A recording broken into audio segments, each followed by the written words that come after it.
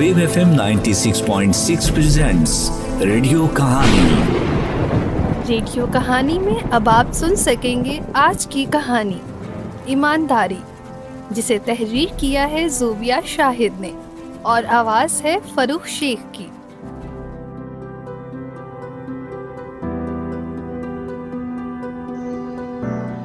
शाम का वक्त था। घर के सहन में धूप ढलने को थी और चूल्हे के पास पड़ी खाली हंडिया खामोशी से घर के हालात को जाहिर कर रही थी। तहरीर ने दरवाजे की तरफ देखते हुए बेचैनी से आवाज लगाई, अम्मा, अम्मा जरा बात तो सुनो, मुझे बता तो जाओ जाते जाते, आज शाम को क्या पकाऊं? घर में कुछ नहीं है, कुछ आएगा तो ही कुछ बनेगा। परवीन ने यह सुना तो एक लम्हे को रुक गई। उसके चेहरे पर थकन और मजबूरी दिखाई दे रही थी। तहरीन, यूं कर, कुछ आलू है ना, वही बना लेना, आज शाम का सालन तो बन ही जाएगा। और हाँ, पानी ज़रा ज़्यादा डाल लेना ताकि सुबह का भी गुजारा हो जाए। परवीन गरीब ज़रूर थी मगर ईमानदार थी। वो और उसका खावंद अख्तर दोनों ही मेहनत मजदूरी करते थे। सुबह सवेरे घर से निकलते और शहर की एक बड़ी मैनेजमेंट कंपनी में सफाई का काम करते, जहां खून पसीने की कमाई से अपनी जिंदगी का पहिया चलाते थे। परवीन और अख्तर के 5 बच्चे थे। चारों बेटियां बड़ी हो चुकी थीं, जबकि बेटा सबसे छोटा था। बच्चों की पढ़ाई का खर्च और साथ ही घर की जिम्मेदारियों को संभालना, ये सब परवीन और अख्तर के लिए हद दर्जा मुश्किल हो चुका था।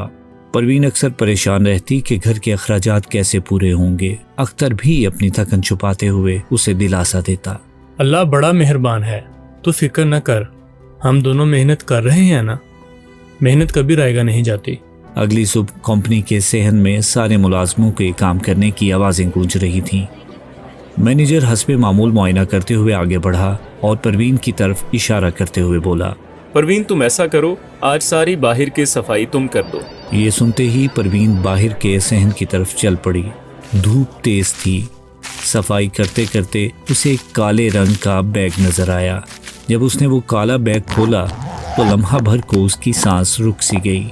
उसकी आंखें खुली की खुली रह गईं और दिल की धड़कन एकदम तेज हो गई। बैग पैसों से भरा हुआ था। परवीन कुछ देर के लिए सोचों में गुम हो गई। उसके जहन में सवाल ही सवाल थे। इतने सारे पैसे, ये बैग आखिर इस कूड़ेदान में किसने फेंका है? उसी लम्हे उसके कानों में अपनी बेटी की आवाज गूंजी, अम्मा, आज खाने को कुछ नहीं है। फिर जहन में बच्चों की जरूरतें, परेशानियां, मजबूरियां सब एक एक करके सामने आने लगीं। वो जानती थी कि हालात कितने ही सख्त क्यों ना हो, वो अपने ज़मीर का सौदा नहीं करेगी। उसने मजबूती से पैसों का बैग उठाया और सीधा अपने अफसर के कमरे की तरफ चल पड़ी। दिल जोर जोर से धड़क रहा था मगर कदम पुख्ता थे।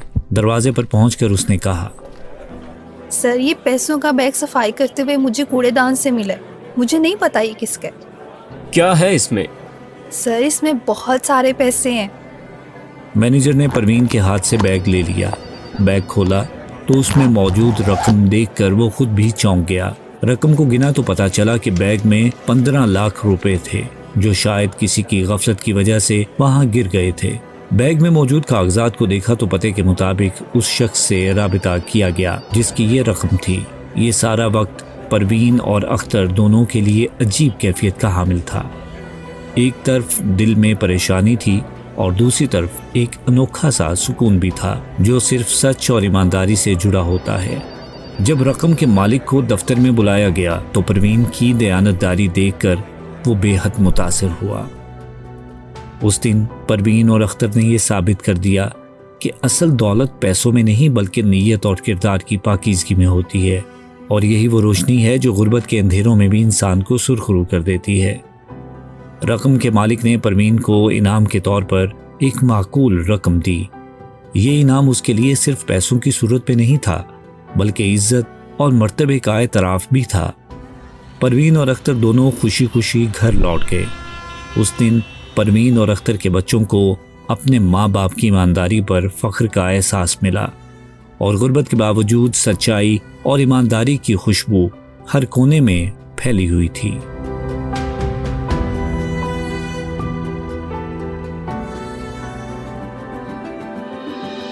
آپ سن رہے تھے ریڈیو کہانی میں آج کی کہانی ایمانداری۔ مرکزی کرداروں میں شامل تھے ہمنا عمران، بلال احمد، مناہل صفدر اور سلمان منیر، اور اس کہانی کو پروڈیوس کیا تھا فروخ شیخ، سلمان منیر اور ٹیم نے۔